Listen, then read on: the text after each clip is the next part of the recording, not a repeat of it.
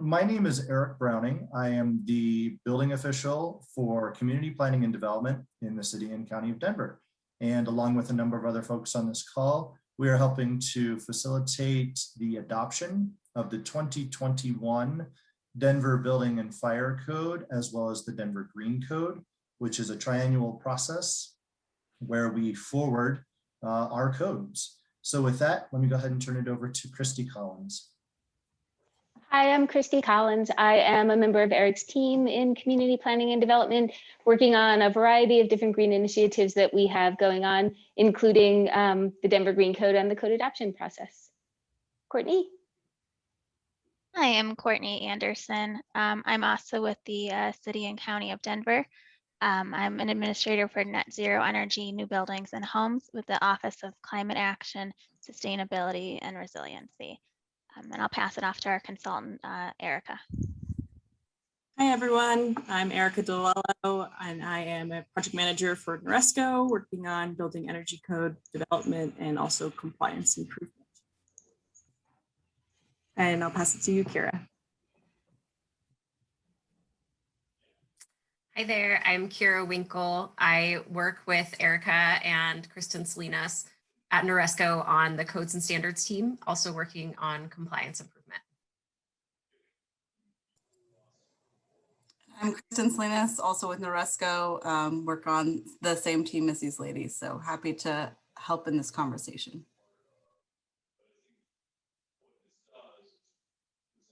And we'll be introducing Bill and Josie in a few minutes, so I know you can see them. We'll do a more of an introduction in just a few minutes.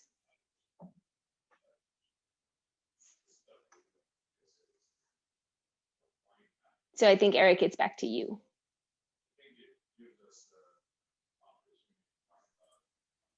Sorry about that. Looking at too many different screens here. Okay, I think that we've gone through the survey and introductions. Christy, do you want to talk about the long-term community goals and the vision? Yeah, I will go ahead and share my screen. Please give me 1 second to get that up and running.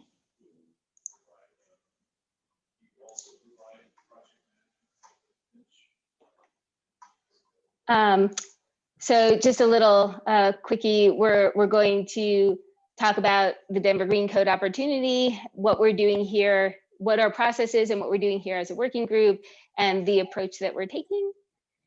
So just to start out, typically through this code adoption process, we work through mandatory codes, but sometimes just changing mandatory codes to address the priorities that are being brought to us by the community can feel pretty abrupt and be pretty difficult. So the Denver Green Code, I like to call it the Denver Green Opportunity, is really an opportunity for us to transition and ease that transition, because it's a voluntary code with different paths that can be taken and different electives under those paths.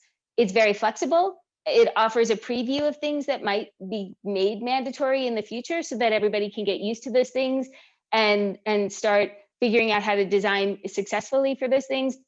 But it's not a list of rules. So offering more options, offering more ideas is only helpful. It's not a bad thing. It's going to make this a more effective code. And so we're here to talk through options. We introduced this code in 2019. That was a really big lift just to even get a new code adopted and created. And we started small and we started modest. We started with the 2018 IGCC and modified that to meet Denver's needs. But now we have the opportunity in 2021 and in future code cycles to broaden our scope and do much more and accomplish more for Denver's residents and for the community.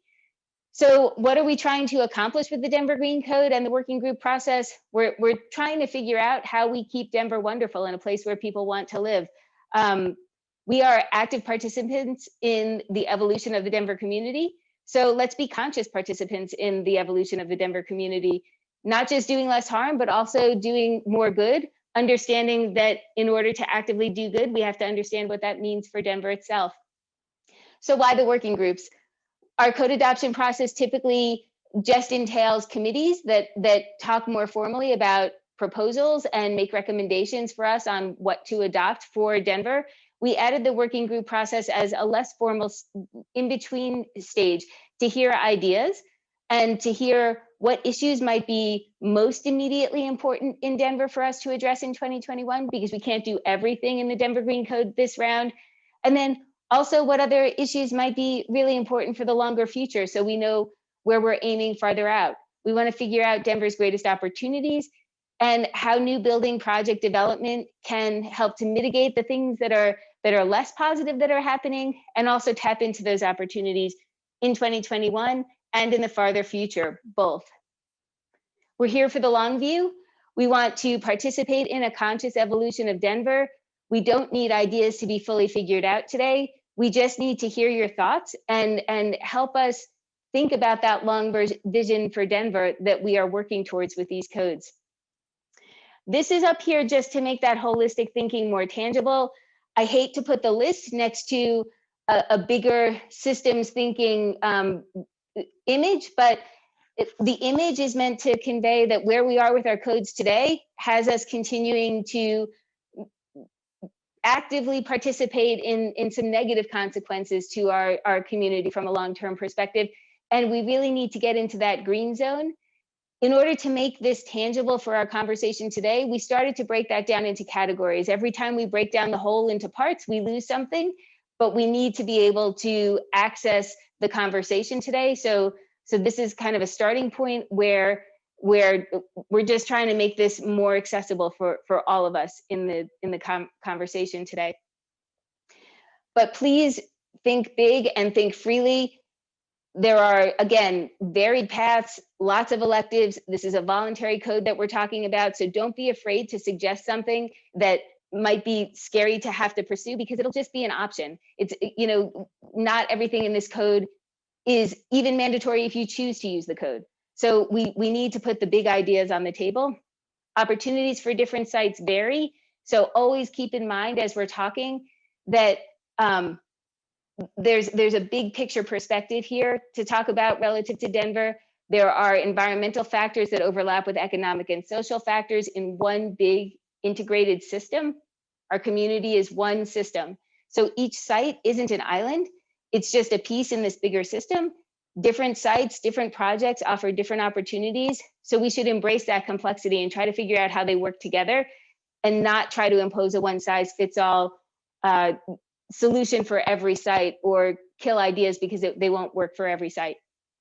We really want to tap into what Denver can be in the future. We're not here as the city team to present the answer. We're here to seed conversations and to hear your ideas and hear your thoughts relative to the long future for Denver, relative to Denver in 2021 and where we might be focusing most immediately. Our goal for the working group, just to underscore it, is to understand and target conscious participation in Denver's evolution, so we keep it wonderful as a community, and to prioritize today the issues of greatest perceived impact for the longer future and for 2021. So we'll keep coming back and reminding ourselves of that, but those are our goals. So now I'm going to hand it off to Courtney, who will talk a little bit more about work that's already been done to date with the community in the Office of Climate Action, Sustainability and Resiliency, and maybe a little bit more quantification on some of the goals. Thanks. Thank you, Christy. One second, let me share my screen.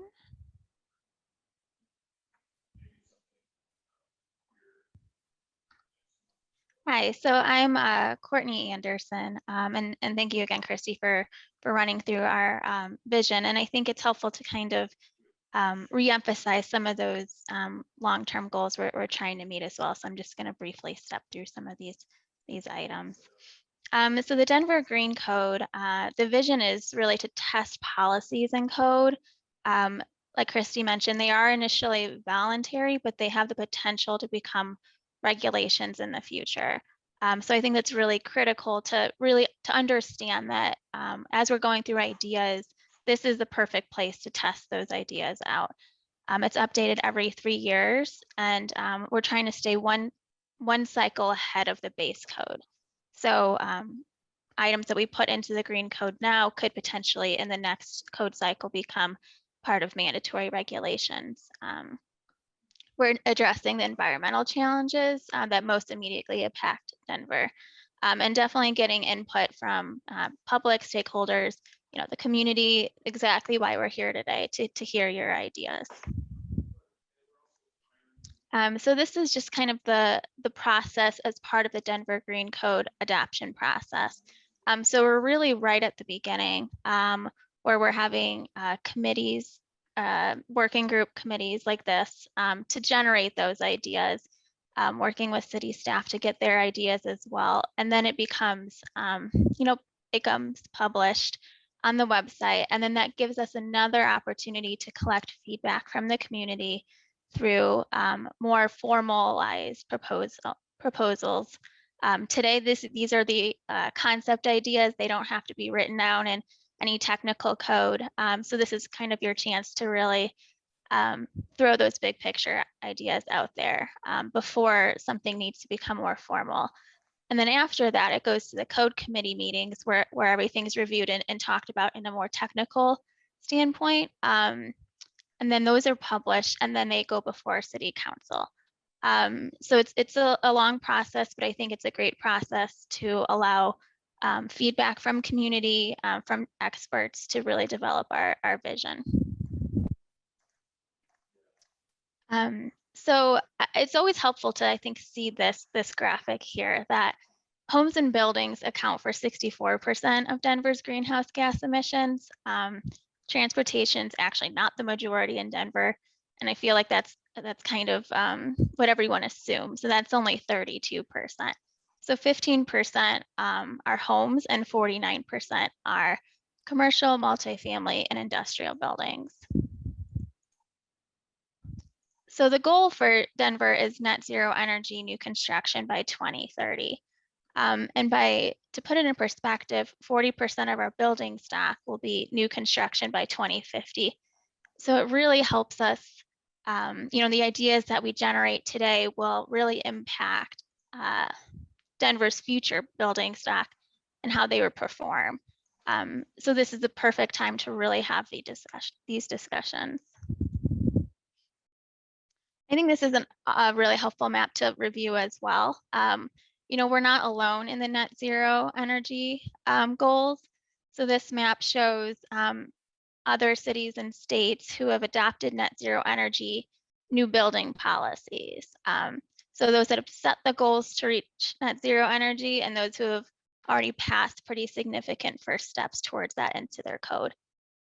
Denver's in the middle of the pack of these jurisdictions because the energy efficiency requirements that we included in Denver's 2019 code, that makes commercial buildings 15% more efficient than the IECC 2018 and residential buildings 10% more efficient.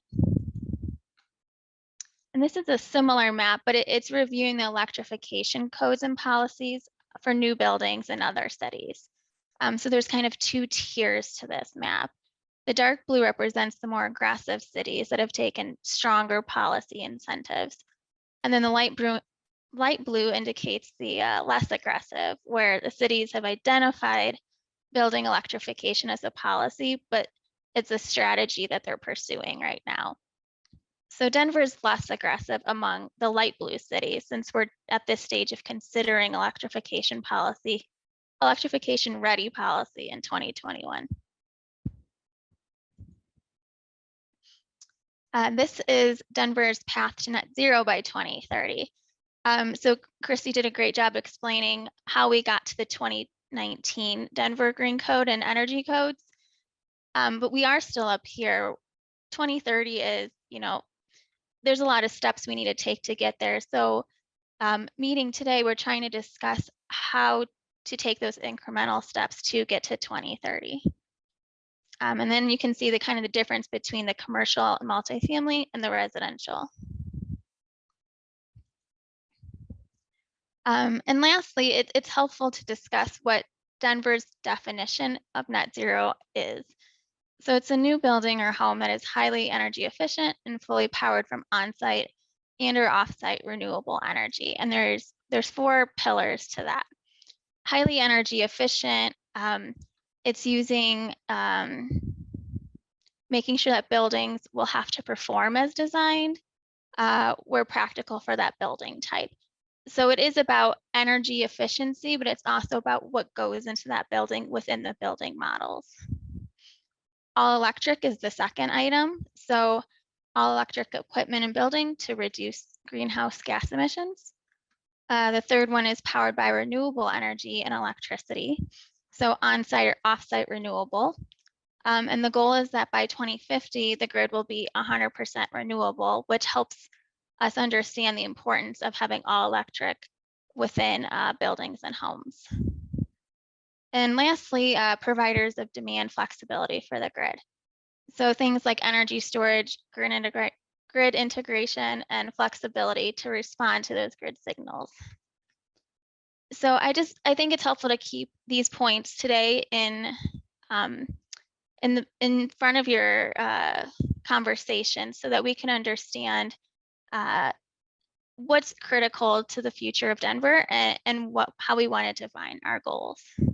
So thank you.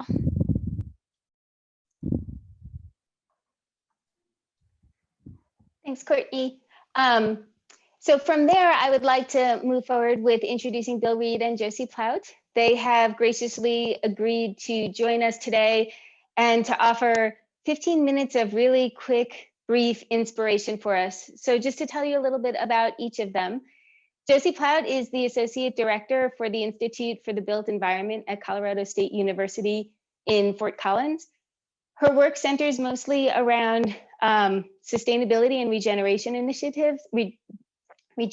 initiatives, across the Colorado Front Range, but her work also spans domestic and international clients as well.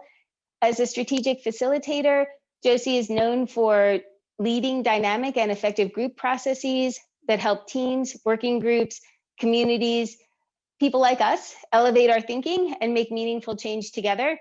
Her current work is focused on community planning, equity, transportation, climate response, and regenerative business strategy.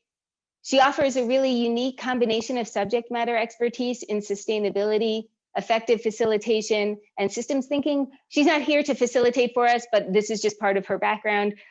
She's also a published and cited author and a featured speaker locally and nationally on a regular basis.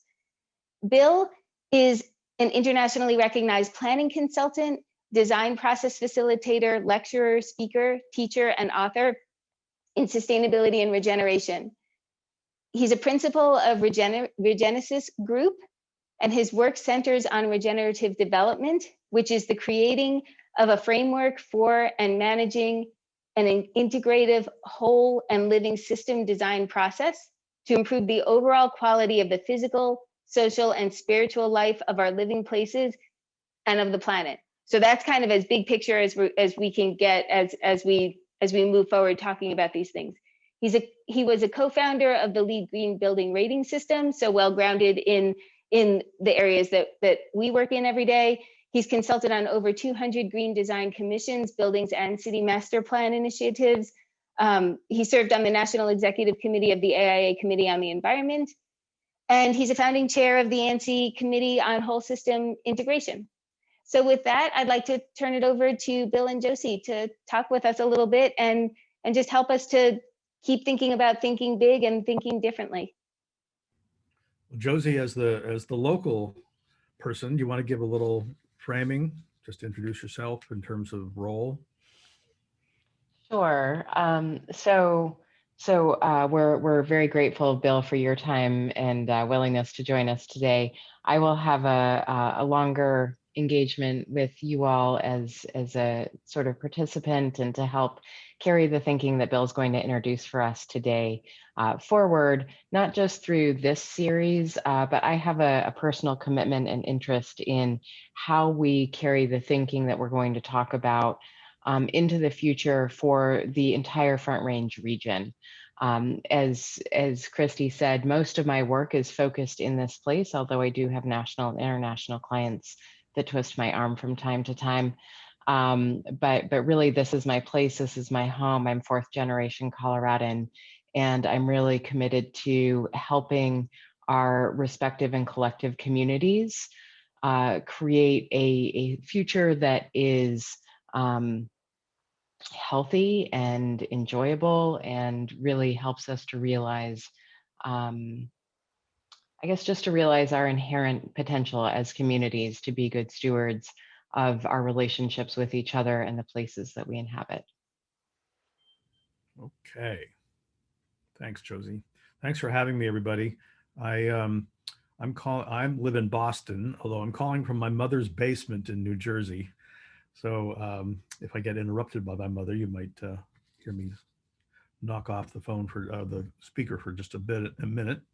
I'm going to frame this from a very large perspective. And the reason I'm doing so is that let's assume that energy is a very important issue in terms of climate change. But if we address energy, let's say cold fusion gets invented tomorrow and we suddenly electrify the entire planet, we will still be destroying it. So energy and carbon is not the only issue. Everything's connected. And, whether it's water or infrastructure or habitat, local living economies, they all contribute to this stew of issues that we need to address as a whole system. So I'm going to speak to that work that regeneration points us to as a way for you guys to think about how you move your code work into thinking in that world if you're interested. So this is a framing. It's very quick. It will be a little overwhelming, and I apologize for that, but Josie is here to actually straighten it out when I'm done. And then I've got to rush off to give my niece is having a permaculture class in Northern Jersey, and I've got to give her a talk to them too, which I'm kind of excited about. So Bill? Yes. Before you begin, I would like to do one more thing, which is to invite everyone, especially the participants, to close any open screens that you have on your computer. Make this the only thing that you're looking at or listening to. Maybe grab a piece of paper and a pen. There will be some reflection questions that Bill will offer at the end. But take a moment to appreciate your intention around being part of this working group, your commitment to your work, your commitment to being here today. I know it's a distracting world here in Zoom land, so I just wanted to make that invitation to everyone before Bill begins. That was lovely. Thank you, Josie. I'm going to share my screen. I'm not going to put it in full screen mode. You'll just see the workings of the PowerPoint. So let me get there. And can everybody see that? All right, so let me get my screen arranged here. All right, so we call this work regenerative, even though I don't have it here, regenerative development and design. So what are we developing? We're actually developing a new relationship with the living systems in the world that support us. And this is a way of framing that green and red diagram that Christy showed, that trajectory from conventional design to green to sustainability to restoration to regeneration. Actually, another way to frame this at a meta level is looking at these 4 paradigms that business consultant Carol Sanford has proposed, which I particularly love. So let me address these. First one is extract value. That's a paradigm that I think we're all pretty familiar with. We take minerals out of the earth, we extract nutrients from the soil, we even extract spirit from staff that works with us, right? If we're kind of abusive or just manipulative, not paying people properly, that kind of thing. All that is extracting value. The corollary to that is receiving value and exchanging value, because in fact, value does need to be exchanged. If we actually exchanged value with the earth equally to that which we pulled out, we might not be in the bad shape that we're in, but primarily we are extracting value. So the next level of addressing that is arrest disorder. And that's pretty much where the sustainability movement has been the last 30 or 40 years. LEED is a perfect, or the IGCC is a perfect example of arresting disorder, slowing down the damage, making things more efficient. I think you've all heard that kind of obnoxious statement, sustainability is a slower way to die, but in fact, it's true. And what we need to do, and that's why sustainability as a concept, by the way, isn't very motivating to the general public, because it isn't really addressing what's at the root cause. The next level, though, is do good, which sounds really good if we're doing good. And that might be restoring ecosystems, reducing poverty, addressing social disorder and social inequality. However, doing good has a shadow side to it. If we impose our idea of good on someone else, if I impose my idea of good on you, that is a form of blatant colonialism, where in fact the reaction is, well, the World Bank is known for that, the international development community. We go to Africa, we say, look how great the North American way of life is, or the European way of life, and we know how well that's working out.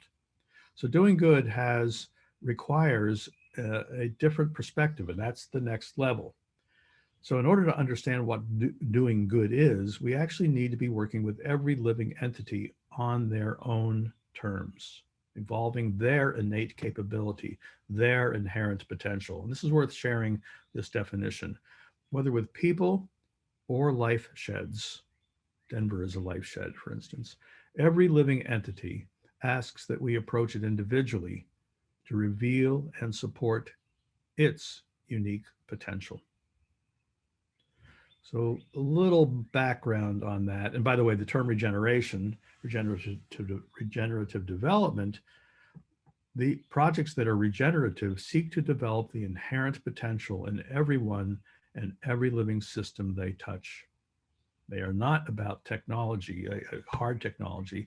They're about building the capability and capacity for massive change, because massive change will not happen building by building. Massive change will happen when we energize and build enthusiasm and will and desire in the population and stakeholders that we touch in the process of doing buildings. That's how massive change will happen on the earth. So regenerative design, though, as a building or an object, emerges from this understanding. Let me stop for a second there. Is that holding together for folks? Okay. So a little more clarity, I hope. So what's inherent potential? Well, this little boy probably is going to be an airplane pilot if we look at his motivation. If my daughter wants to be a pro tennis player, but I impose on her or wants to be a dancer, and I say, well, you're going to be a pro tennis player, because I was a frustrated tennis player when I was growing up, she is not going to be doing very well in her life and probably on a psychologist's couch. So working with the potential of every living person and every place is important, because place also has unique potential. I love this photograph of Sebastião Salgado's family farm in Brazil, desertified after he left to do his photography. He came back, burned out. And 10 years later, this is what the place looks like. We can recover the earth very quickly if we work with its forces. Beijing, in July of last year with COVID, obviously stopping the damage that we're causing. And this civil engineers' response to soil erosion now looks like this 3 years later, when we understand how to work with the forces of water in Baltimore, Maryland. Every city has inherent potential. So what is the inherent potential of Pittsburgh or Barcelona or Seattle or Park City, Utah, or Denver? Sorry, I don't have a picture of Denver there. But Denver is we know it's a unique living entity. Who is Denver? And how do we work with Denver's potential? And it sounds like an almost unmanageable process, but it actually works very effectively in terms of uniting people in terms of common purpose. When we talk with developers about this, the developers typically have this relationship of the project being important. And then we have a transactional relationship with neighborhoods and stakeholders saying, I'll give you a community center if you give us permission, or we'll support the local park if you give us permission to build our 20-story building or 40-story building. It kind of works, but it's a trade-off, and it compromises values. Instead, the opportunity is to work on the potential of health for the city and region, and align not only the developer, but all the stakeholders, or the majority of stakeholders, so that everyone is aiming in a common direction, has common purpose to support the unique nature of what's required for this healthy city and system. And as Elinor Ostrom, the Nobel laureate in 2009, says, when we work in place, it negates the tragedy of the commons, because we can get the feedback from that system and understand the dynamics, and actually, if we're conscious of the whole system, we can actually have massive healing potential. All right, so how does that work in a project? Just to make this very quick, this is an old project of ours, just to give you an idea about how a building project works to shift systems. This is the Brattleboro Food Co-op in Brattleboro, Vermont. It's a grocery store. And when we were hired, they asked us, they said they wanted to do a LEED Gold grocery store. And our question to them is, do you want LEED or do you want sustainability? And we're not being obnoxious with that question. LEED is not about sustainability. LEED is about green building. It leads us to a condition of sustainability. And their answer was great. They said, we want both certification, which is important, and to even take it further. So that was a great answer. And so we did 5 minutes of research about food systems in the United States. And the average bite of food in the US travels 3,600 miles. Used to be 10 or 20 miles before the Industrial Revolution. Any energy that we would save in this building pales in comparison to the shipping for food. And we asked the question to the executive committee, what happens if there's a truckers strike? They said, well, we're out of business in 3 days. What happens if Whole Foods moves to town? We're probably out of business in a year. So not a sustainable grocery store. So we did a tour of the grocery store, and we the first bin that we came to in the produce section was the apple bin, and those were apples from New Zealand. So there we go. There's where that 3,600 miles comes from. Strawberries from California, blueberries from Chile. So this inherent potential in Brattleboro was very receptive to that idea. We were able to build on that. It has a strong localization movement. The community, they have something called the March of the Heifers. It's a gigantic festival where cows are paraded through it used to be a great dairy area, through the community. But obviously local food, localization, working landscape is very important. And that allowed us then to be able to say, what does it take to bring food back to Brattleboro? And all of these green splotches on this map, just one county of about 5 around this area, are all abandoned farms in the last 50 years. Also the soil has been destroyed with multiple soil extractions, not destroyed, but compromised. The best soil is downstream in this creek, or the Whetstone Creek, in downtown Brattleboro. And they said, well, we built over everything. No, you've only built over 35% of it. Where did most towns feed themselves in World War II? Victory gardens. So this grocery store was programmed now to become an agriculture and soil extension service to teach people how to grow their own food again in their backyards. A cannery where they could can it. An abattoir where hunters could dress their meat because it's a big hunting area. A daycare center to take care of the kids when the parents were doing this kind of work. A credit union to begin to loan money to local farmers to reestablish these farms again, smallholder farms, and a forest service extension to begin to restore the soil in this area. And they were so excited about this, the executive committee, they rushed us to submit this idea to the board. And one of the board members said, all we wanted was a grocery store. What is this? So we had to stop work, and we realized we really blew it because we didn't engage the community, enough of the community, as part of this process. We wrote a long report. They read that report for a year, determined to get some value out of it. And a year to the date, almost to the date later, I got a call from Mark Goering, the president, who said, Bill, we want to apologize to you. This is the best thing that's ever happened to us. We now have designed a 100-year ends policy to incorporate this thinking, and that's what they're continuing to work on that. And that's when so it wasn't just the architect and the green building consultant working on just energy efficiency. That was part of it too. And a LEED Gold building was built. It was cascading benefit through the system. So not only did we work in the Brattleboro area, the Brattleboro Co-op actually took this to a larger area and started engaging all the co-ops in the New England area to engage this kind of thinking and to support one another with loans and financial support. So that one little stone of a green building radiated out in terms of healing farming land, healing relationships, healing food systems, and healing cooperative understanding in multiple communities throughout New England. So that's what we mean by building innate capability, or the inherent potential of a system.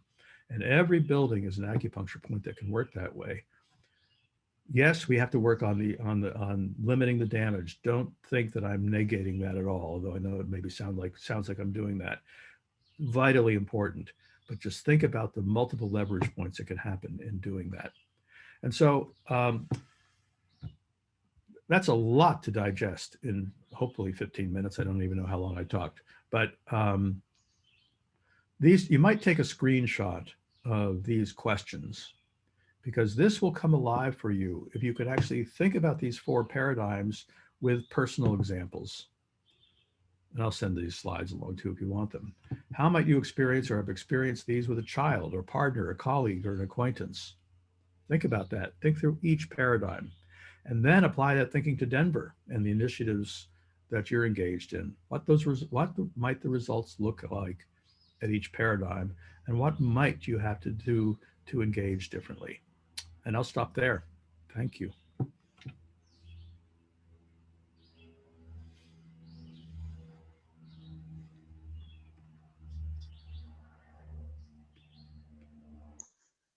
Wonderful. Thank you, Bill and Josie. And I think that we're just intending for everybody to open minds and to think differently. And this was just to kick that off.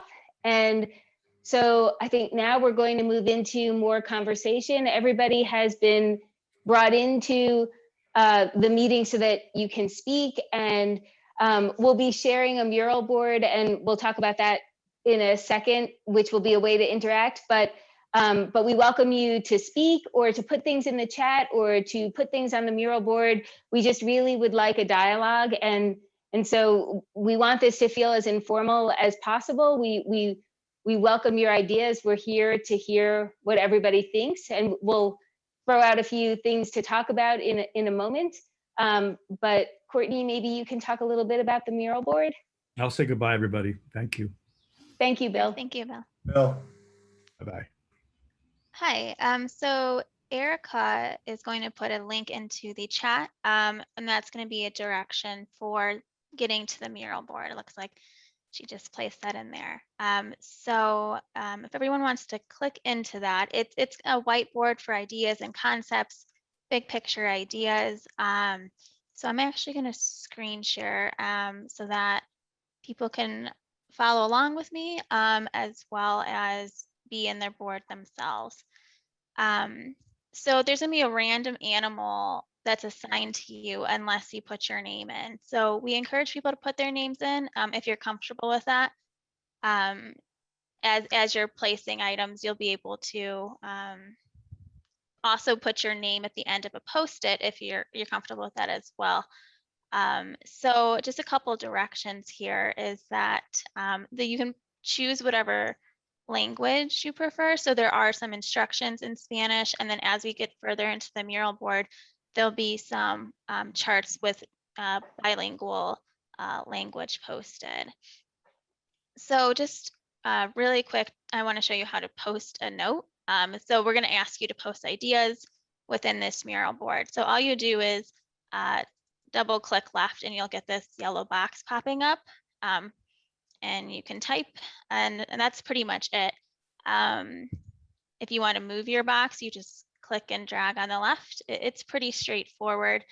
So there's going to be kind of activities or charts that we're going to start putting our ideas into these. So we'll let you know when that comes up, but that's pretty much what we're going to be doing today. There's going to be kind of places to put those, and those should be obvious as we go through it.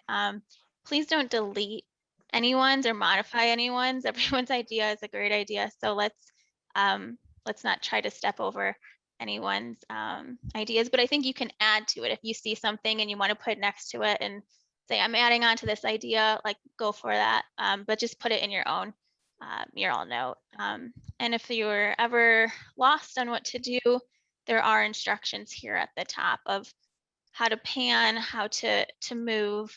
Basically panning, you just click and drag, zoom in and out. It's pretty straightforward, but if there's any questions, feel free to ask us in the chat and we'll try to get you the answer that you need. Yeah, Thank you, Courtney. yeah. I'm sorry to interject real quick. I'm seeing on our mural board, everyone's cursor flying around all over. Oh, I can turn that off. Yeah, if we could do that just to keep Yep. it a little cleaner just from the Yeah. visual. Is that better? I believe it is. Thank you so Okay, much. great. Great. So now that Courtney's introduced the mural platform a little bit, I do want to say, you know, this is meant to be more of a conversation. We're going to be asking you questions in the beginning to maybe spark some ideas and spark some conversation, as our goal is to understand and target those conscious participation in Denver's evolution and keep it wonderful, prioritizing areas of greatest impact for a longer future and in 2021. So to start, we do want to encourage responses verbally in the chat or in the mural board, but please keep yourself muted if you're not speaking. Everyone should be a panelist at this point, so you do have the ability to unmute yourself. And then if you are interested in discussing, or if you wouldn't mind discussing a post that you put on a Post-it note, if you could just write your name and we can be sure to talk a little bit further about it and talk it through as a group. So let's go ahead and start with this bullseye here that Courtney has on the screen. And we kind of want to gauge how do you feel the 2019 Denver Green Code represents the vision that you want for Denver? If you are familiar with the Denver Green Code to an extent, or go ahead and you can drag a star over, you can demonstrate, Courtney, over to that bullseye.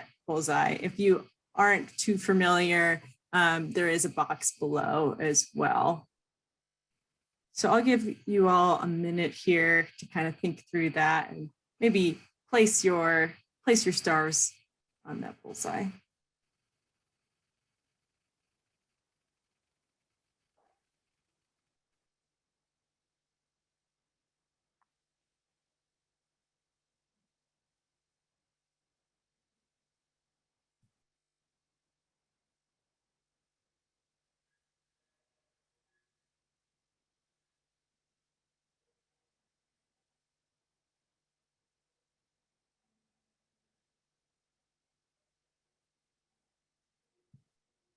Great. It looks like we've got stars all across the board. Well, so our goal is to get maybe closer to that 100%, right? So looking at 2021, what can we do to get to that point? And Christy or Kira, I don't know if there's anything you want to add to this area before I move on to more big picture questions to kind of get the conversation going a little bit.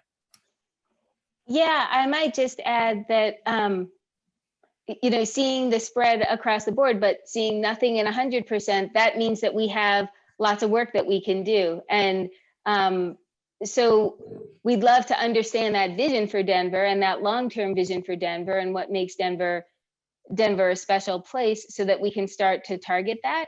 And as we start thinking about some of the questions, I think the last point that that were on the screen when Bill wrapped up his presentation are really relevant here to helping us answer this question of you know, how do you feel the 2019 Denver Green Code represents the vision you want for Denver? I think at least for some of us, we probably kind of take a step back and say, well, what vision do I want for Denver? And that's where we have to go first, is understanding where we're trying to head.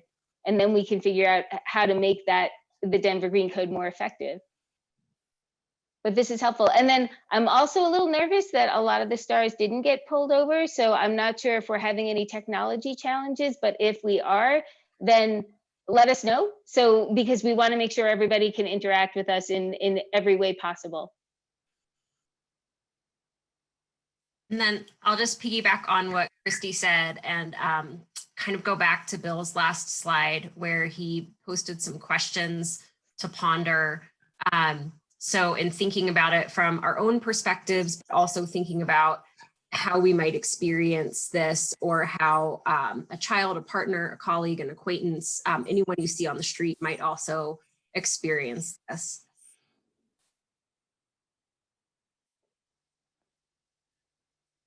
So maybe before we move on to anything else, can we talk about why some of the stars were put where they're put? You know, what is working and what's not with the Denver Green Code relative to the vision everybody has. And I would ask that anybody who pulled a star over, please just go ahead and tell us, like, what contributed to your decision for where you put the star.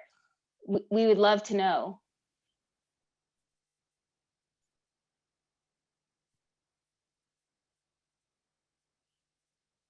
I would encourage that folks can do this verbally if they'd like, just unmute and you can speak to it, or if you want to type in the chat, that's okay. I see there's a couple comments in the chat, and it looks like Fred has his hand up. So Fred, go right ahead. Hi, thanks. You know, I think one of the concerns I have is that we're all very focused on new buildings and on, you know, kind of large scale development. And I think this is using kind of a triple bottom line perspective on sustainability is really valuable, and looking at societal stuff, but also in terms of just pure energy stuff, all of that. Our codes don't necessarily encourage adaptive reuse at this stage. And that's one of my concerns. I mean, it's great that we're going to build new buildings, they're going to be all electric, et cetera. But frankly, the way the codes are structured now, there's huge disincentives to reusing buildings. And so I would guess, and I'm not the expert on sustainability, that from an energy standpoint, all of the embodied carbon and embodied energy that is in those buildings is going to waste. But it just isn't economically feasible. And we put more and more hurdles in the way. I mean, when I did an adaptive reuse of an old industrial building to turn it into a single family residence for review under the IRC, our permit submittal included 1,200 sheets of energy code modeling. So, you know, that's, I'm sure the reviewer read all of them, but, you know, there's that. I also think that one of the things that we really ought to look at, again, looking at particularly some of the societal issues and societal sustainability, is how we can incentivize and make viable the production of small buildings. You know, we very much, our code makes it very difficult to build small buildings. And I think that those small buildings often create both opportunities for small businesses and nonprofits, which I think feed into that larger holistic sustainability piece, as well as I think providing and meeting some of our objectives about having a finely grained urban built environment. So I would like us at some point to kind of touch on those, because I think those are real issues that we face and get kind of swept away in sort of this larger push to having, you know, net zero building net zero buildings. Thanks. Thank you. This is really appreciate the feedback. I'm curious if maybe you had any particular ideas from, you know, just this big picture concept perspective, or even something at a very granular level, in terms of, you know, what can be done to encourage keeping and reusing, you know, these buildings. You definitely, you know, nailed identifying the issue. Do you think it's just more the complicated code path to doing so? I think there's several issues. I mean, I think the complicated code path is a challenge, and I think we've got some barriers in terms of performance path compliance with not only energy code but some of the other codes. You know, prescriptive is obviously not necessarily going to work in a lot of adaptive reuse buildings. Again, when we did this industrial building into a home, the reviewer's first response was, well, why don't you just need to cover all of the exposed brick on that historic building? Just put siding on it and it'll be fine. And so, then we have to move from a prescriptive path to a performance path for energy code. And we see that as well, I think, in terms of, for instance, fire code issues. I'm working on a small 3-story building for a nonprofit right now, and it's a 1,700 square foot building, 3-story. So it's a pretty small, tight site, and we really need to maximize that space. Well, we would like to do an open stair, and prescriptively, the engineers can prove out that the building would be evacuated before DFD would ever roll their trucks. But DFD would actually like to see mechanical smoke ventilation akin to what we use in a convention center or an airport in that small building, which just isn't viable for a small, independently owned building, the maintenance requirements, et cetera. So we have a real resistance, I think, to performance-based compliance. But I think there are real challenges there, even meeting some of those. And I think that sometimes the change of use requirements as well are a barrier when we talk about some of the older buildings, and it's like, okay, this is our opportunity from the city's perspective to bring this building entirely up to code.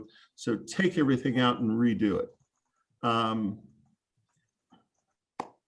And I recognize that there's reasons we do some of that, but there's not a lot of flexibility on that, and that makes it difficult. I mean, we did a building in the Baker neighborhood a couple of years ago, and it was a challenge then. I think given what's happened to energy codes since then, there's no way we would redo that. I mean, it's barely economically viable as it is with older codes. The codes have gotten more strict, and I think the answer would have been, okay, tear down that 100-and-something-year-old building, because bringing it up to code just isn't economically viable. So I think we really need to start to try and look at how we can accommodate within our code some of those things and create some more flexibility. Hi, this is Paul Hutton. Can you hear me? I turned up my volume. Is that better? Yes. We can. Yeah, I was going to share. I was one of the ones who put a 75% star. In my experience working on the Green Code Committee, I thought it was a really nice job balancing many different issues. I appreciated that it wasn't only about energy. There was a lot of effort put into issues like water, electrification, indoor environmental quality. So that's why I gave it a relatively high rating. I was pleasantly surprised by how broad and comprehensive a look we took at these many issues. I do agree with Fred. Existing buildings can be very problematic, both Denver and everywhere else that we work. And maybe there could be some changes that make it a little bit easier to hang on to that. And the other thing I was hoping we could tackle the next round would be the whole issue of embodied carbon in materials. That's a really tough one to challenge through a code process, but I think it is an emerging frontier we may need to tackle soon. So those are my comments. Thanks. Thank you, Paul.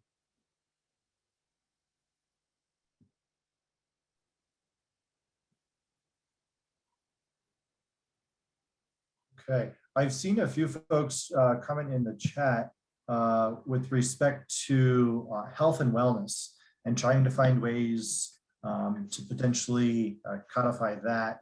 We've captured a little bit of that here on the mural board on the screen.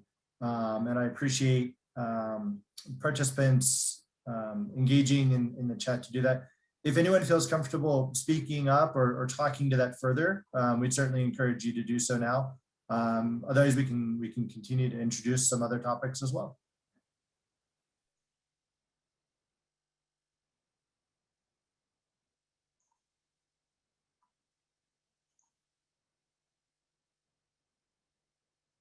And we can always come back to this also during the conversation if you have further thoughts as we're moving on. We'll leave this up and feel free to interject them at any point. Great, thanks, Christy. So yeah, let's move on to some big picture questions. First one is specifically focusing on what do you think Denver's immediate risks are? Just basically, considering some of our conversation, hearing what you guys have said so far, it sounds like the complexity of the code is an immediate risk potentially, or in Bill Reed's presentation, he was talking potentially about access to resources and creating a whole sustainability approach. So just take a minute here to double click and add a Post-it note with some ideas. What do you think are immediate challenges? And then we'll dive into how that relates to long-term as well next. And just to say, this question will go hand in hand with what do you think the biggest opportunities are and some of the long-term risks. So feel free to think in the context of all of those together. And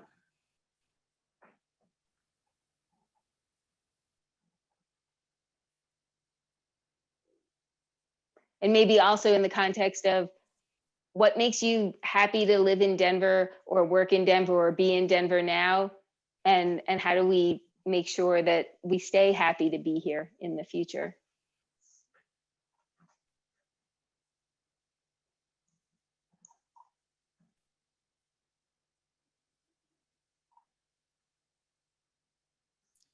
I am seeing some Post-it notes from JR, if you wouldn't mind speaking up and giving a little context. It says the green code, Josh R, here we go. If you wouldn't mind unmuting yourself, and we can discuss it a little bit further. Hi, everybody. Nice to see you all. I think the risk is that, between the code and the green building ordinance, it's already a fairly confusing environment. And to have a third layer, I think there needs to be a good reason for it. So if the next update of the requirements are essentially driving the constituent elements of net zero energy / carbon, is there a risk of just market confusion within the green code?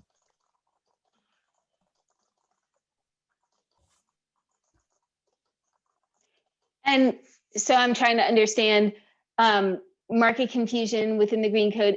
So let me take a step back.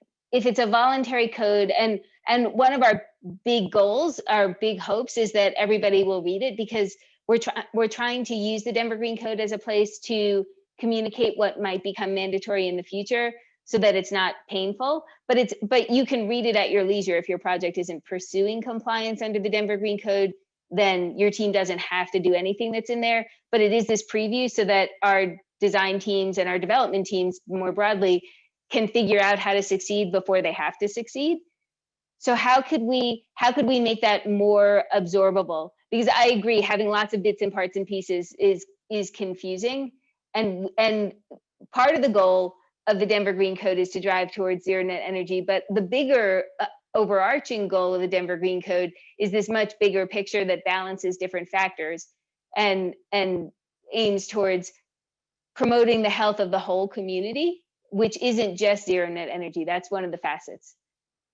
But I would love your thoughts on how we might make it less confusing, or is there another way for us to roll out those ideas about things that might become mandatory so that they're not abruptly shocking when they become mandatory? Those are good questions and good points. I mean, I think so much of it depends on how much of what we want to see just becomes mandatory in the next round. And if that, if for example, electrification, some sort of embodied carbon analysis, whatever, if all those things become mandatory, then I'm just asking, like, what's the role of a voluntary program at that point? Because I think most of the things I would like to sort of see, I think the expectations are those just need to become mandatory faster. But having said that, I know that there's always going to be something out there that we want to incentivize as like a future code cycle. I think we just need to sort of be clear about what those things are to make sure that there is it's worth having a separate program to encourage those. Josh, I couldn't agree with you more. I have an entire presentation that is based on all of the different initiatives, plans, and certifications that are available in the city of Denver. and it's just getting increasingly more complicated to communicate to people. So if we're gonna push a voluntary code, there's got to be really solid incentives involved with pushing that, because most of our clients are saying, well, what do we have to do? And if we don't have to do it, then we probably won't do it. And if we want to even push it further, let's talk about going beyond LEED Platinum and going into Living Building Challenge, or something that's even more challenging than LEED Platinum. Because if they're going to do LEED Platinum and volunteer code, they'll just do LEED, and that'll satisfy that. They're going to do that anyway. So I guess our question would be, how can we, so we would love to make all of these things mandatory, or I shouldn't say we, the city's not trying to force the community to do anything, but towards the towards goal of realizing the vision that the community is bringing to us in our conversations, in our meetings. You know, our community wants this longer term viability and wants this healthy community. But when we do try to propose to make these codes mandatory, there's a lot of consternation that gets brought to the table, mostly from the development community, because that's the group that has to respond. And in response to that consternation, we then have to back off. So those things never make it to mandatory, even though they're proposals that support the community's vision. And the thought on the Denver Green Code, understanding that it adds this added layer of complexity, was that it adds an added layer of communication, so that teams that want to show leadership and want to embrace the community's goals, the things that everybody, or collectively, I shouldn't say everybody, but collectively, the majority of the community is bringing forward as priorities, those development teams can become leaders by following the Denver Green Code. But then for all of the other teams, it's also an opportunity to learn how to do these things and to see the unfamiliar and figure out how to do that before we have the conversation about making provisions mandatory, so that there is less consternation when we have that conversation about making things mandatory. So for us, the biggest payoff from the Denver Green Code is that communication piece, and that opportunity for leadership is really important for the teams who can show everybody else what's possible today. But as far as moving the needle on changing our community as a whole, the individual projects serve as examples, but collectively we need all of the projects participating. So we've got to get to a point where everybody's thinking this way. Are there other ways that you would suggest to do it more simply? Because for us, we felt like this was a pretty benign method that allows everybody a couple of years to read what's in there, figure it out, get comfortable with the ideas, so that maybe we can move a little faster with what's mandatory. Well, how many developers are on this call? Are there any people on this call that are developers that could speak to that?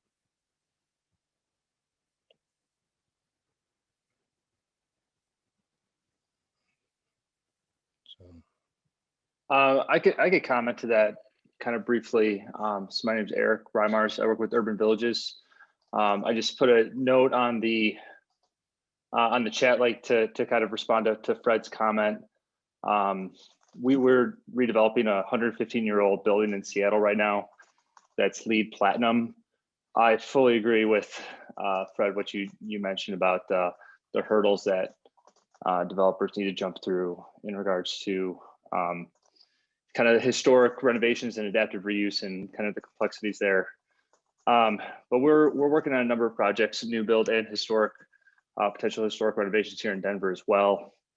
And I would love to, when we kind of talk about mandatory requirements for sustainability, I'd be very interested in having a broader conversation about just the incentives that kind of developers are getting as a result of this.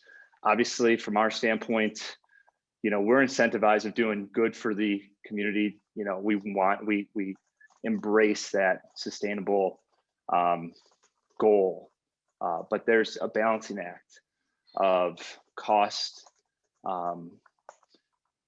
and all of the other components that kind of go into these developments that constrain developers. And, we can look at things from multiple different aspects in terms of multifamily, office, historic renovations, mixed use that have their own individual complexities to this conversation. But in my opinion, as we look to broaden this conversation, it really comes down to, it's like, yeah, there's a certain amount of developers that, have a core ethos on sustainability that will move forward with this. But what do we do with everybody else that are scraping by and trying to just make the return structures pencil, that when they're confronted with, well, do I want to take into consideration these sustainable goals? It's going to decrease their returns. And how do we balance those sort of how do we balance those competing priorities sometimes? Hi, this is Patrick Lee. I'm an architect, and yeah, I think the balance is the key.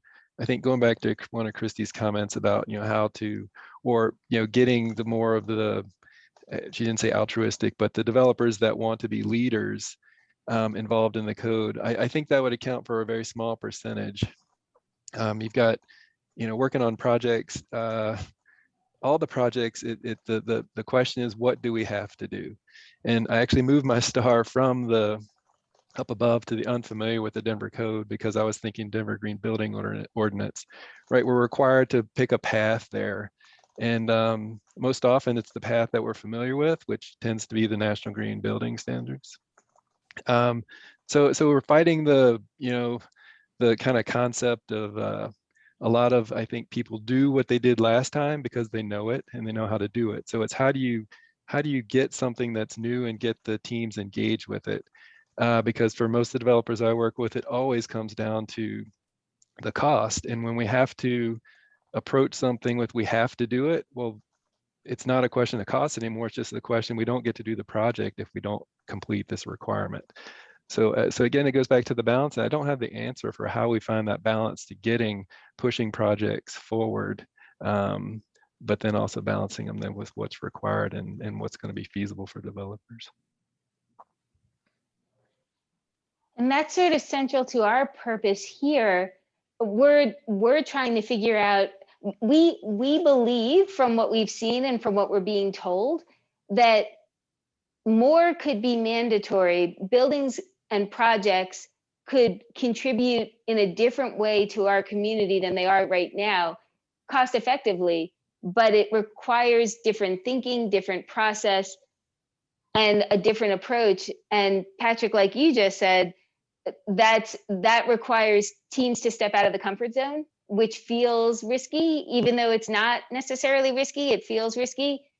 So how do we nudge the development sector into trying those less familiar things? And if the Denver Green Code isn't the answer, we'd love to know other thoughts on it. We felt like this was a benign way to start that conversation, and the projects that are doing it show us that it's possible. Well, I think one way is, right, it is a path for compliance with the Denver Green, with the Green Building Ordinance, right? You can pick the green code, if I'm correct on that. And if that's true, right, it's then becoming more familiar. And what is the advantage of the Denver Green Code over NGBS or another path to compliance? And if that becomes like, hey, this is a great option, we can really do this, I think more people will start to tie into that. And I think maybe, being an architect, and I'm confused with the semantics of the Denver Green Code and the Denver Green Building Ordinance, right? It just gets, it's, maybe not a good thing to say, but it's just there, right? There are a lot of codes, and there seem to be, and again, it gets maybe a little confusing in that regard. So if it had a clear name, aha, I get that. That might be, one of the first things you can address. But again, I think trying to make that the preferred path for compliance could be one way to get more people to approach it. From a developer perspective, I think one of the things that we see is this continuing piling on of different layers and different requirements, and often very prescriptive requirements. And so we see sustainability on this side, and then we see Dottie coming in now with TDM requirements, which actually meet some of the sustainability requirements, but it's a totally separate process, totally separate requirement. And so it often feels as though there's lots of different pieces at the city that get piled on, as opposed to a really holistic look at it and saying, okay, here's how it goes. And frankly, we often find, and I, the TDM hasn't come into play yet, so I can't speak to it, but we often see that these requirements contradict each other, or in some way don't mesh. And it's left to the developer to negotiate that between city departments. And that adds another challenge. And that, I think, is part of why you see some resistance from developers at these things. It's like, well, one more issue that's being dumped on us to figure out, as opposed to the city coming in and saying, okay, look, we're going to consolidate this and make it easier. It's just, let's just throw this on, let's put this on top, put this on top. You guys figure it out. And that's what it feels like from this side of the table, is you guys figure it out, and it's not the city's job to figure out how to solve all those things and make them all work together. It's your job. Go for it. Great, Christy. So we welcome the partnership because we don't mean to make it feel like that at all. So I'm sorry that it feels like that, because that's not and that's part of the goal today, is for us to understand from you. So that's really helpful feedback. I think what we're hoping to be able to do is work with you to understand what's feasible and what's doable, and then what the areas of curiosity are, because the city can't do all of we don't have access to all of the information to understand every ramification associated with every suggestion that comes to us. So we have to work in tandem with the private development community to understand the stresses and to understand the opportunities. And we're doing lots of research, and I would say that the Office of Climate Action, Sustainability and Resiliency is doing a ton of research related to technology available in the broader market and in the Denver market. And so we need the guidance to know where we're falling short of providing the information that the development community needs to be able to think about these things, because we're not just adopting goals and throwing them across the table to the community to achieve. That's why we have this code adoption process. It's not our intent, and that's why we're struggling, honestly, to get the mandatory codes to move in tandem with the community's goals, because we are not here to suggest updates to mandatory codes that the development community feels are unachievable. But we do need to work hand in hand with you to understand where the opportunities lie, because you're in it every day. And we're not, we're a layer removed. But also understand, I don't think it's necessarily that they're unachievable. It's that they're all separate pieces. I mean, I think TDM is clearly related to sustainability, but it is, as I understand it now, a totally separate process that we go through as part of entitlements on top of everything else. So it's not combined. It's always seems to be a challenge to get different agencies within the city to be aligned on some things, and they've got their own ways of deciding how they're going to do it. I've seen some of the urban design recommendations come out that appear to conflict with forestry's new best practices, for example, in terms of handling stormwater. So, and again, as I say, it's not that it's unachievable, but it is left to us to say, okay, guys, Dottie wants this, and forestry wants this, and urban design wants this. So how do we resolve it? And it really is left to us to do that. So I just want you to understand where some of the resistance comes from. And I'll second Fred's comments. I mean, it's tough to navigate all these jurisdictions. And I agree that there's a lot of competing priorities. Again, our company, and I'll kind of use the example of Populous on 14th and Court, the Studio Gang project. We're in a tight, constrained site. It's a triangular shaped footprint, and we're trying to meet all of these different priorities. And I think it's tough to have this conversation on a holistic level, at least at this stage, because there's a lot of complexities with individual projects. And if we want to kind of look at these kind of, hey, what are our goals, short-term and long-term? I'd love to have this conversation about kind of an individual project level. You know, what are my constraints on my project? And then how are we, you know, potentially being able to achieve them? I think one of the challenges that we face is when we kind of put together ideas and work through solutions to try to solve some of these problems, there's always this fear of a precedent that's being set. So it's tough to kind of get things over the line to kind of, okay, this is our goal, this is how we achieve it. Oh, you know, yes, it's a good idea, but we don't want to set a precedent that's going to allow now everybody to accommodate for that.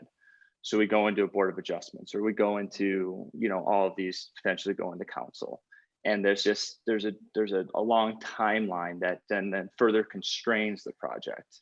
And we fell into this trap on Populous with trying to go down that road, and our design being pushed out and pushed out and pushed out. And oh, now we're up against the wall in terms of trying to, you know, meet the 2015 IBC deadlines when we look at that transition. And there's so many moving parts and just balls up in the air that we're trying to manage, that, you know, adding this into the mix is just something that, you know, again, Urban Villages, we want to be a thought leader here.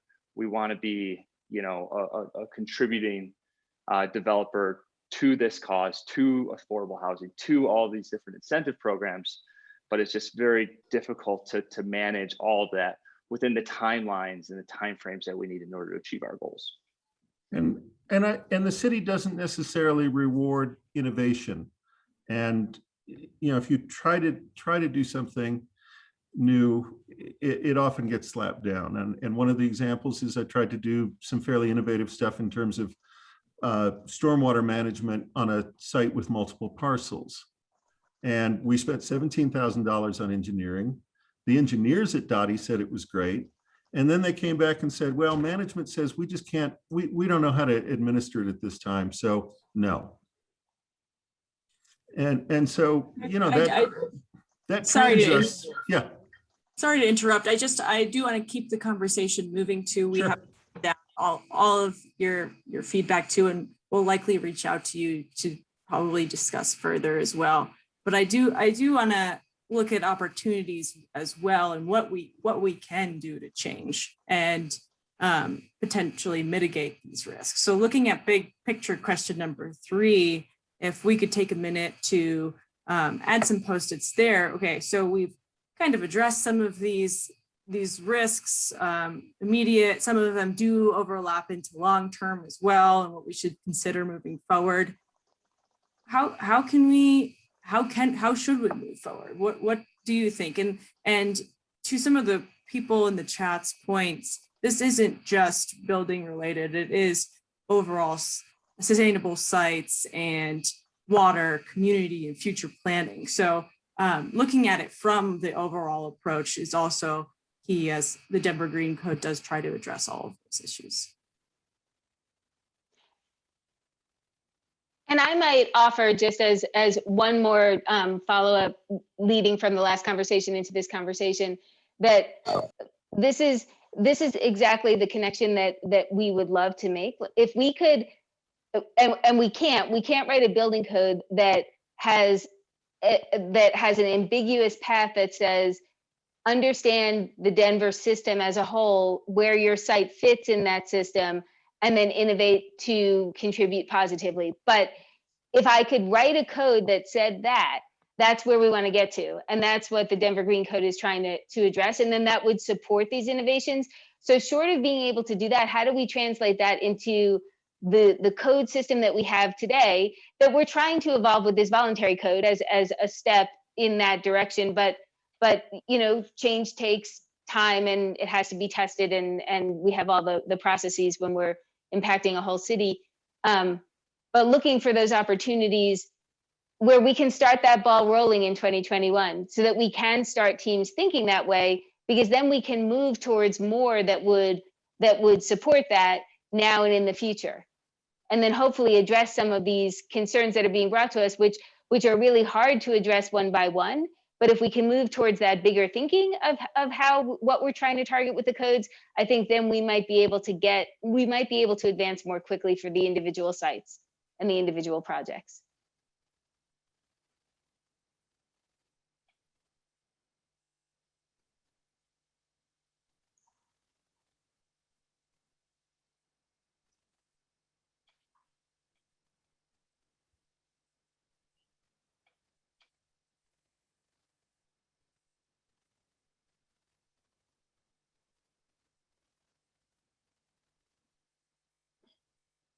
Right, and I would encourage anyone to, as they're writing notes, see Josh R. again wrote his initials on there. As people continue to write and add to the board, feel free to join in to the conversation and provide some context as well.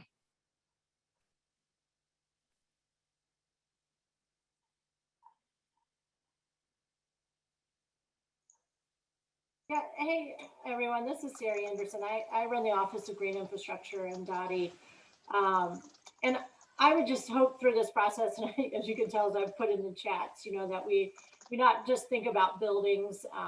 We have a lot of codes and exercises and things around buildings, and that I hope that this would look a little more holistically at living infrastructure, because there's very few things that we build that do the job of nature. And so, I'd like us to think about site development and water and stormwater and green infrastructure. We are doing a lot of work in our office that is looking at neighborhoods that are going from, 48% to 96% impervious.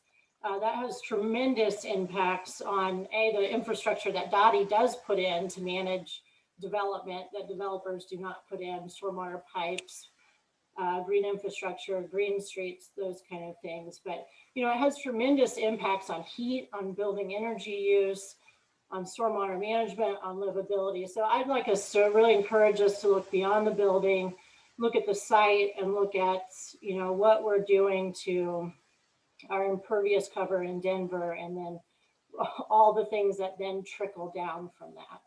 So that's just my 2 cents to move us, maybe, just to think about, kind of see somebody put in here nature, and just to start to bring that to the conversation too, because I sometimes get concerned that these conversations always seem to go to buildings, they always seem to go to energy, they always seem to go to transportation. And I think there's other, and Christy, correct me if I'm wrong, but I think there's other working groups set up for those. And so I just don't want us to all, just get sidetracked on that. No, Sarah, that's a really good point. And we do want to think beyond the building. And that's actually one of the biggest goals. I mean, I'll just float out there. The idea of different sites acting together, and the idea of, a building isn't, we don't refer to high performance buildings. We refer to high performance building projects. The reason is because the project entails a lot more than just the building. So completely agree with that. And some of the problems that we see popping up, and we definitely we want to address those problems. So we want to talk about those. So for the example, Sarah, that you gave of the loss of pervious area around Denver, that's a huge problem, and it's indicative of a development pattern that is currently happening under the current regulations that is gobbling up that pervious area. So where can we make some adjustments to change that pattern so that we can change how each individual project is contributing more broadly to the community? I think we welcome discussion about how different sites can be considered together.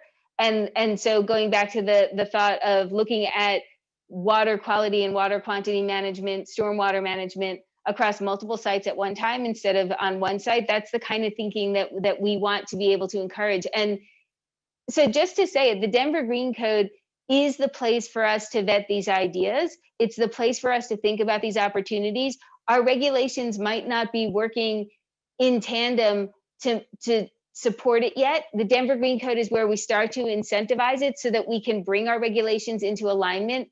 It's our goal not to work in isolation as a building code team, but we're actually actively seeking equal participation from the other agencies so that we can connect those regulations together so that we can promote this bigger thinking together, because that's how we start to chase the goal.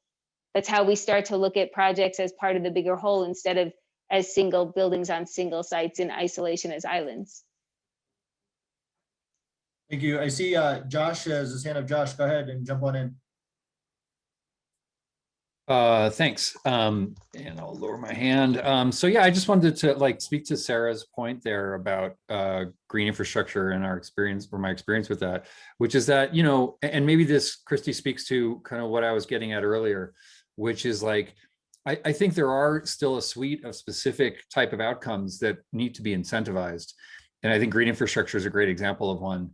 I think within the, you know, the current, and others are going to be more up to date on this, but the current green code menu, what is there? There's like LEED Platinum, there's net zero energy, which, you know, is a sort of fuzzy definition, but, and then there's passive house, right?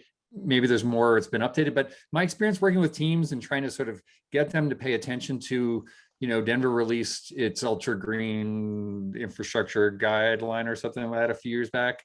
And I think there's real reticence or just people choose other options when it comes to green infrastructure and integrating natural systems into projects. So yeah, that feels like a gap that currently exists and seems like something that could be explicitly incentivized. You have to, I think, sort of decouple the green code from like a larger third-party program that allows you to essentially choose not to do green infrastructure. I think you just need to sort of, and which I think was what the green roof ordinance maybe was originally about. But anyway, so I think there probably are a series of things that are currently sort of not addressed, and sort of identifying what those are and thinking about incentives to those may be a way to sort of evolve the kind of green code concept in general. I think the goal with the different pathways, and that's part of actually what we want to reconsider in 2021 is what the pathways should be. But the goal of the different pathways was to promote the things that the community was bringing to us in 2019 as highest priority. So just to say it, because there was an important one missing there are 4 paths. It's LEED Platinum, the zero net energy path, which we do define in the Denver Green Code to track with the definitions that the Office of Climate Action, Sustainability and Resiliency has defined for Denver's goals. It's passive house plus all of the non-energy chapters that are in the Denver Green Code as written. And then it was all of the chapters in the Denver Green Code as written.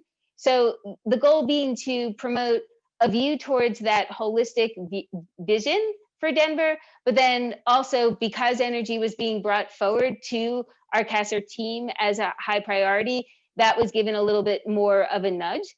And we were trying to provide options. And I think, so anyway, we're open to discussing other options, certainly, because we think that there are some other ones out there that would be viable and worthwhile to bring in. Yeah, and I just want to clarify, I know Tom has his hand up too. There's no criticism, I just want to say, with the previous Green Code. I think the previous Green Code and the options within it were the right list of first list of components. I'm just sort of thinking about what hasn't been addressed as part of that process, or what are we still trying to sort of get people to pay attention to? And I think that might just be taking that idea, which sort of focus on the sort of big baskets of measures, and focusing them on maybe specific things that are being left unaddressed. But I just want to reiterate, I mean, I think the Green Code program in general was awesome and is doing a good job. But you know, there's an opportunity to evolve it.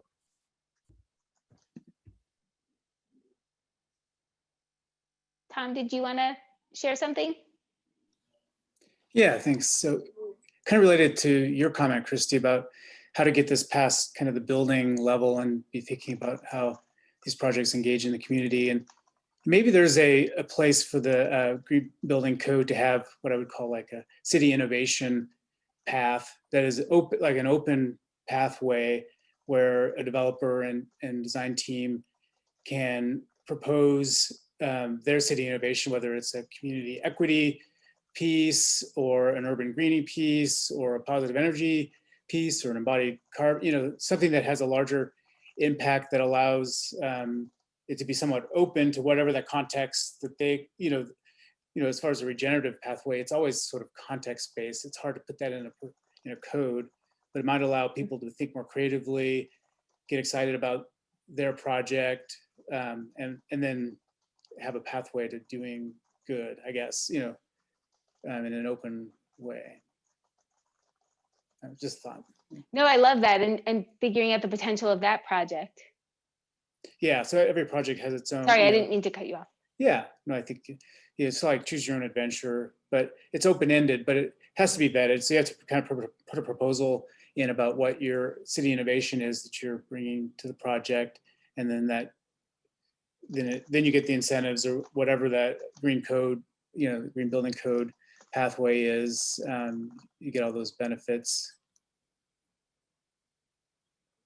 And so do you think that in order to pursue something like that, we would need to have some sort of, like I'm trying to figure out the framework that would allow us to offer that without it becoming a free-for-all, which is always the danger zone, because then it can't be too subjective, because the city's not allowed to make code compliance or compliance with the program a subjective judgment per se.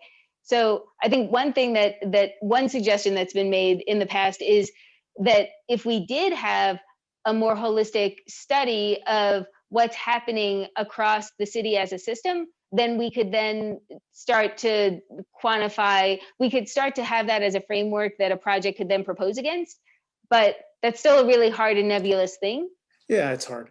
I mean, it's sort of like the problem of the lead innovation credits. You have to show a quantifiable benefit. I'm not sure how you'd manage that, but the benefits is you'd get more creative solutions and potentially pushing these things that would be hard to, there's so many issues that go, that are embedded in this conversation to actually try to address them all. You'd always have to prioritize down to a couple key ones. So this sort of allows, not that it's manageable, but just an idea, like I don't know how you think about that framework and a different way of thinking about the code. No, I like that idea. Tom, I love that idea too. And I mean, one way to do that is to maybe introduce an innovative option in each category.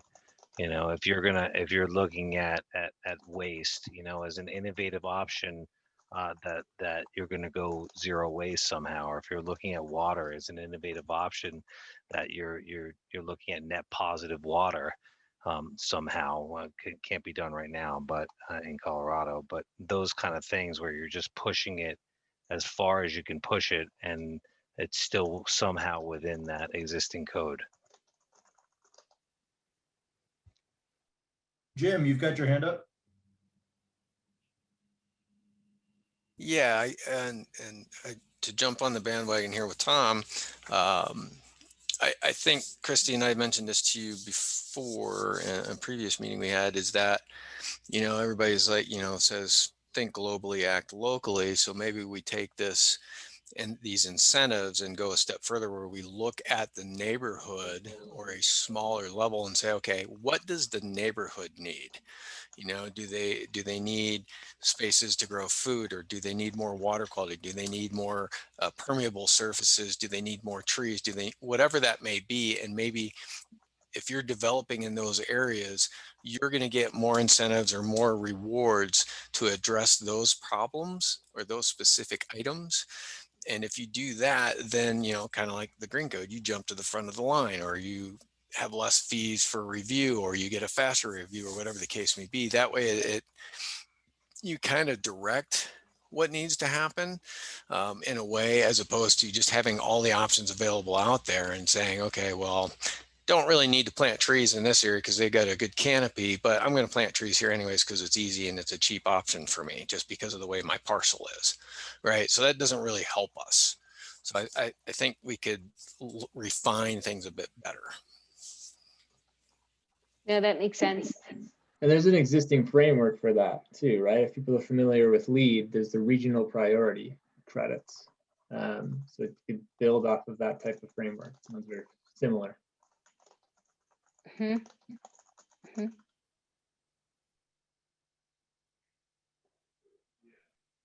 This is some great conversation. We're getting some great feedback here. I hate to stop the conversation here, but I do want to keep moving and maybe look at the overall topics that we're kind of considering for the Denver Green Code. You could show that there. Great.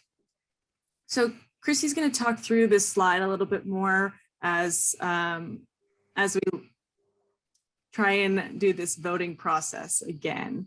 Kind of the idea is to take a star and assign it to a category that's listed there on the right-hand side as kind of a vote to see where the priorities are in Denver and where should we really focus our proposals and changes on. And so just to give a little bit more context, I think I mentioned earlier that list is an attempt to make the diagram on the left a little bit more accessible for all of us because we're used to thinking in terms of projects. And we're asking the question relative to priorities for 2021, understanding that priorities for the long term might be different. And I might actually suggest we could say, put a star on the right-hand side for priorities related to 2021. But if you want to put a star on the left-hand side for priorities related to long-term, that would give us both. And I think that that would be valuable feedback. And this is all towards this bigger goal of moving Denver out of this sort of degenerative state. And that's a really negative word. And so I don't like to use it a whole lot, but this sort of state where we're developing without being cognizant of all of the impacts of our individual buildings. And so we're seeing changes that aren't always welcome in Denver as a whole. How can we move that, not just past doing less of that, you know, some of what Bill talked about in his lead-in, not just slowing things down, but how can we actually get to the point of doing more good? So where do you think our biggest opportunities lie in 2021? Where would you hope that we would focus the most? And if there's something that you're thinking that's not on that list, feel free to type it in, you know, put a sticky note on there. We just tried to grasp some of the really big issues that we know we're all grappling with, Denver included, that balance together. And again, the whole is greater than the sum of the parts. We're just trying to make it so we can access it. Right, yeah, and to Christy's point, this is just an initial list. In the big picture question 5, we're gonna also touch on, okay, did we miss anything, right? Are there other categories? So don't think it's limited to just this list, I guess.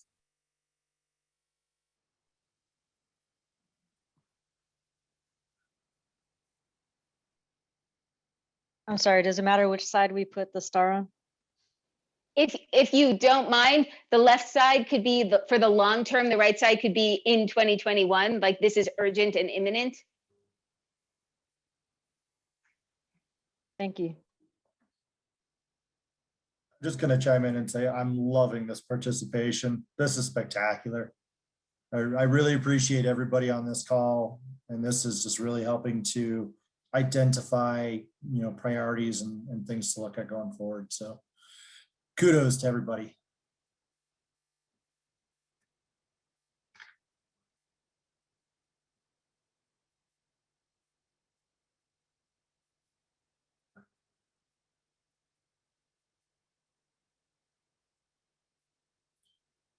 And Erica, just a quick comment, not to rain on the parade, but we've got about 10 minutes before we'll need to wrap up. Sure, no problem. This is our last little piece of the meeting. Kind of just, we'll try and educate how we move forward into next week's meeting as well. So I encourage you all to attend that meeting as well so we can dive a little deeper into these topics. This is really useful for us to kind of get an idea of what else we should be considering for concepts and kind of talk through that even more in detail for next week.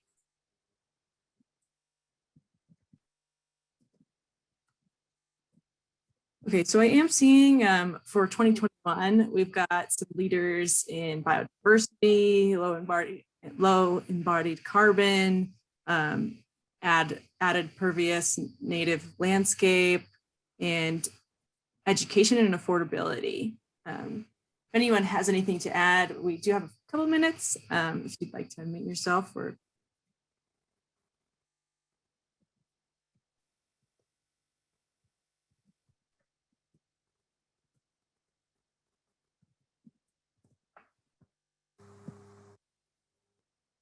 I guess I would like to ask a question. You know, I don't see any stars around regional leadership, and I'm curious if anyone wants to speak to why that maybe wasn't a priority, or maybe not your top priority, but it, you know, I think it's the only one that doesn't have a list. So it seems like, or why you chose something else over that. Courtney, I'll jump on that one. I look at that and I think that Denver is already a regional leader. And I think that a lot of people, because I work across the metro area, are looking at the green codes as what they would like to do in the next 3 to 5 years. So I think you're already doing it. Great feedback, Jeff. That's good to hear. I do also see a comment in the chat too. If we do all the other priority items, don't we become a leader by default? So it's kind of, it's connected to the rest of them. So that's a good point. Yeah. You know, one thing I see on related pieces on there, but don't see, and is making the most of what we've already got. And adaptive reuse is certainly part of that. But I think also from kind of a planning perspective, making the use of the housing stock we've got, those kinds of initiatives, group living was certainly among them, ADUs are certainly among them, to make the maximum use of what's already out there, has societal sustainability implications as well as you know, implications in terms of not taking new greenfield in suburban and rural areas for new housing.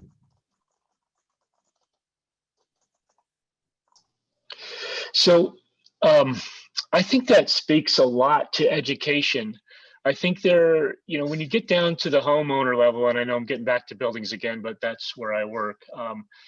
You know, there's always a strive towards new and better and bigger.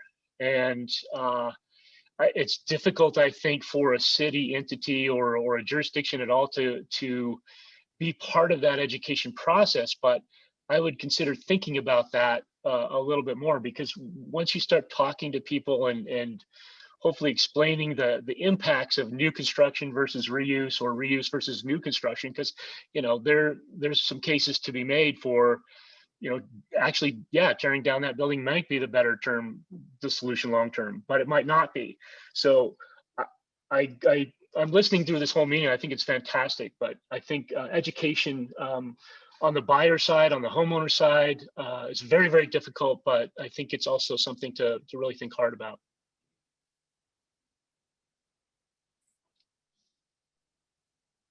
I guess that ties to another question that we talk about sometimes.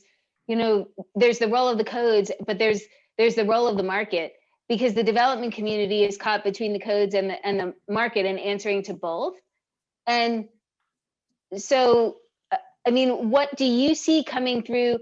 The community comes to the city with priorities. And so we're here talking about those priorities today.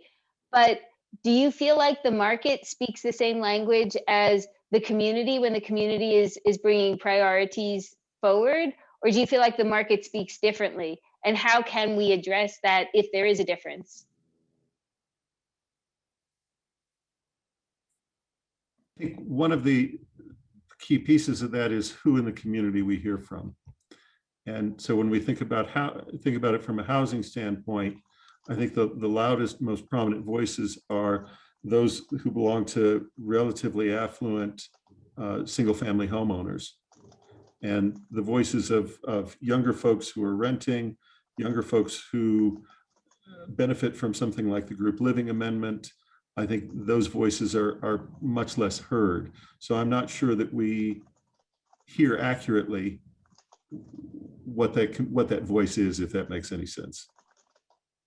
That makes sense.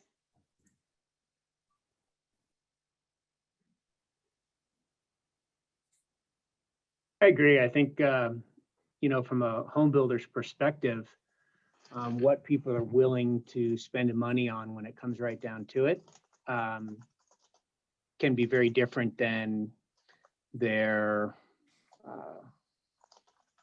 I guess, what they speak in a forum like this. We build all electric homes, we build zero energy homes, and we have a community right now where we're offering all electric as an option.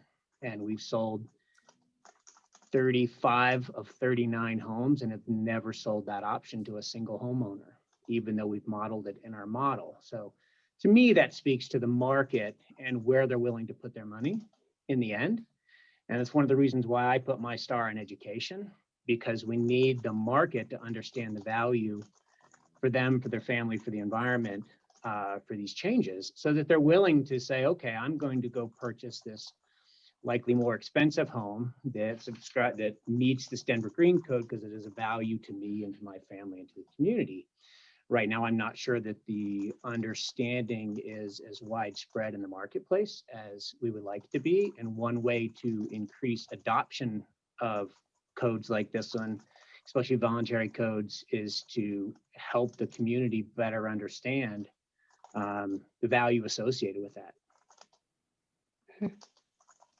Yeah, this is Sandrisa. I'll chime in just a little bit. I put in the chat that I don't feel like the you know, the market only responds to what can be monetized. And yeah, so that, you know, one of the, yes, the home builder approach is has been to put an option in and then you could pay for it. But I think